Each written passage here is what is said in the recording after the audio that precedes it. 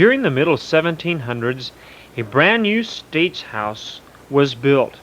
It was called Carpenter Hall, but later renamed Independence Hall. It was built in Philadelphia. The town's citizens were downright happy over their new meeting place. It took the carpenters and bricklayers nearly 15 years to build it, but when it was finished, everyone agreed that it needed something extra special to finish it off. Can you guess what that was? Well, if you guessed a bell, you guessed correctly. They wanted a bell that would ring loud and clear throughout the town and countryside. Nobody in the colonies made such a bell, or at least they thought so. So they ordered one from London, England. Finally, an English ship brought the bell up the harbor. The townspeople ran down excitedly to see it, and the children jumped up and down anxious to hear it.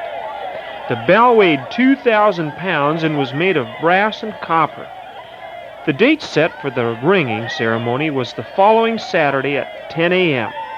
Meanwhile, the town crier went about to announce the time and the date of the ring.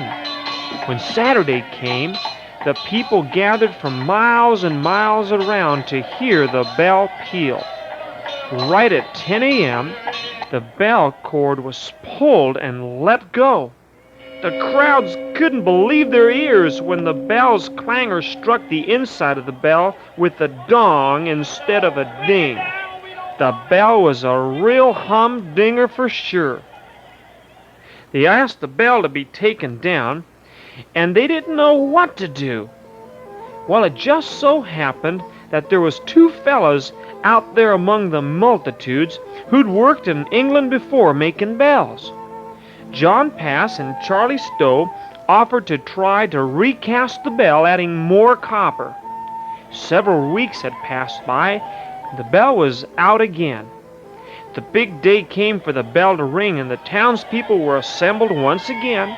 The 2,000-pound bell was hoisted into position, and when the clapper struck the inside, it made a peculiar sound as bells go, and so the people decided to have another bell made in England.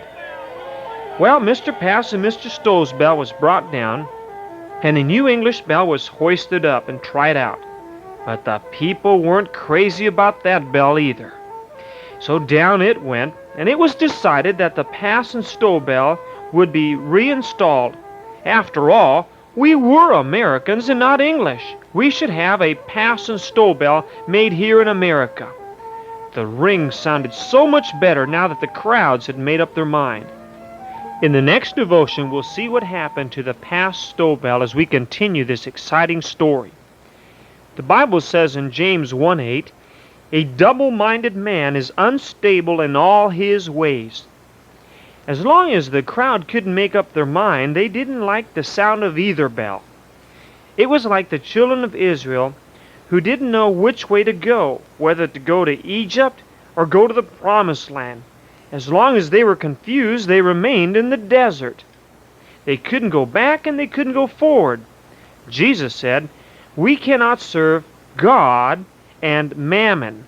Mammon means the things of this world, the things that you love so much. We cannot love Him and love the world. Don't live unstable Christian lives. You'll feel like you're in the desert. In fact, if you feel kind of lean in your heart, you feel sort of unhappy, it's probably because you're living for this world and you're not living for the Lord. Why don't you live for the Lord and let your life be a real ring for Jesus?